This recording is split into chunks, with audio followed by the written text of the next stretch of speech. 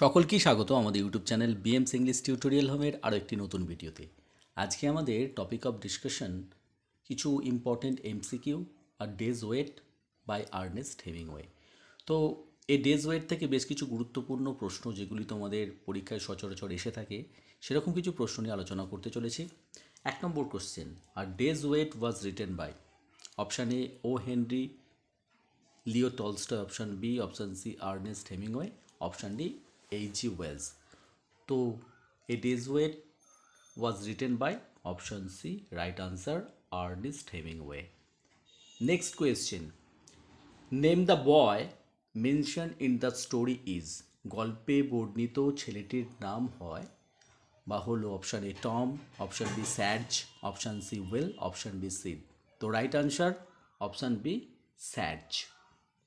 Next question, in the beginning of the story Sage complained of. গল্পের শুরুতে Sage অভিযোগ করেছিল কি সম্বন্ধে? Option A headache, option B fever, option C toothache, option D none of this.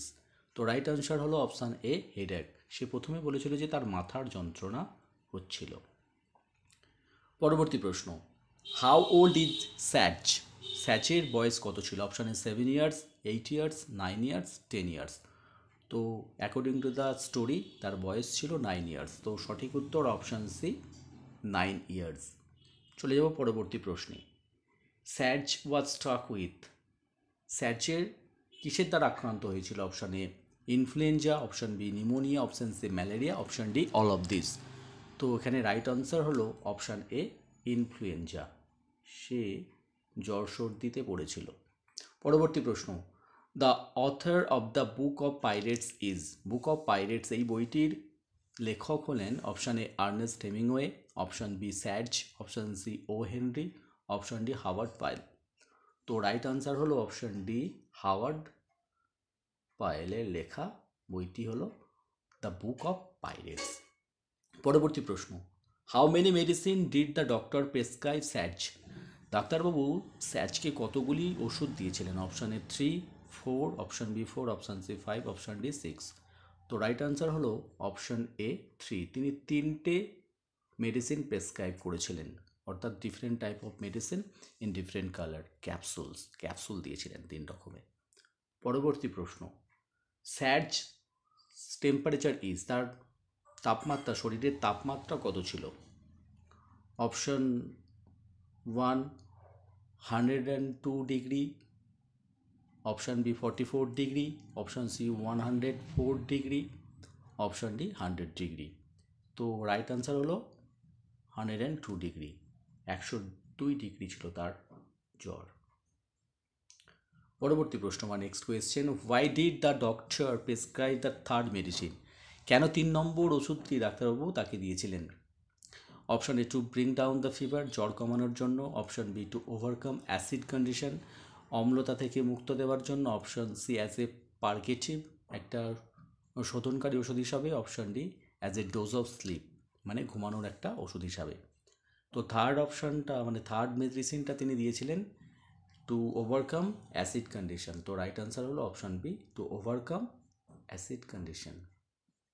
Next question, in the story a day's wait স্যাজ waits for. এই day's wait গল্পটিতে স্যাজ কিসের অপেক্ষা করছিল? অপশান এ হিজ মাদার, তার মায়ের, option B his father, বাবার, অপশান সি ডেথ, মৃত্যুর, অপশান ডি হিজ ফ্রেন্ডস, তার বন্ধুর। তো সঠিক উত্তর হলো অপশান সি ডেথ, সেটা মৃত্যুর অপেক্ষা করছিল। স্যাজ cheeks are flushed with dash in fever. জ্বরে স্যাজের গালগুলো কীরকম রং হয়েছিল? Option A red, option B white, option C yellow, option D brown. তো সঠিক উত্তর হবে স্যাজ cheeks are flushed with red in fever. তো রাইট আনসার হলো অপশান এ রেড। চলে যাব পরবর্তী প্রশ্নে, Schatz's father removes his misunderstanding by showing the difference between.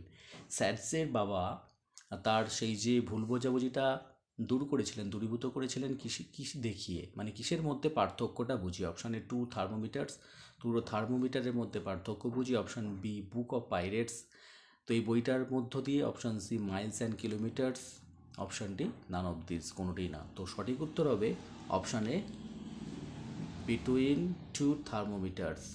Sad's father removes his misunderstanding by showing the difference between two thermometers. চলে যাব পরবর্তী প্রশ্নে। A day's weight is to told the first person point of view বা first person ন্যারেটিভেই তো কিন্তু এটা বর্ণনা করা হয়েছে গল্পে। A day's weight is told from the first person point of view of a option A young boy, option B a doctor, option C an author, option D a father. তো first person যার point of view সেটা ছিলেন a father, একজন বাবা। তো right answer হলো option D of father. Next question, this was a light epidemic of flu and there was no danger if you avoided pneumonia. এটা একটা হালকা ছোঁয়াচে রোগ। এটা ততক্ষণ না ভয়ঙ্কর হতে পারে যতক্ষণ না আপনি নিউমোনিয়াটাকে এড়িয়ে চলতে পারছেন। তো here the synonym of epidemic is, epidemic ওয়ার্ডটার একটা সিনোনিম দিতে হবে। Option A case, option B outbreak, option C symptom, option D none of this.